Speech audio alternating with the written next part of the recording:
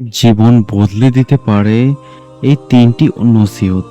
রাসূল করিম সাল্লাল্লাহু আলাইহি ওয়াসাল্লাম মুয়াজ ইবন জাবাল রাদিয়াল্লাহু আনহুকে এক অমূল্য উপদেশ দিয়েছিলেন।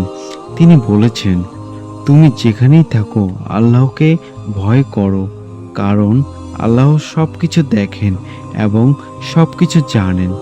যদি কোনো পাপ হয়ে যায় তাহলে সঙ্গে সঙ্গে একটি নেক কাজ করো, কারণ নেক আমল আল্লাহর ইচ্ছায় সেই পাপকে মুছে দেয়। আর মানুষের সঙ্গে উত্তম চরিত্র আচরণ করো। সুন্দর চরিত্র একজন মুমিনের প্রকৃত পরিচয়।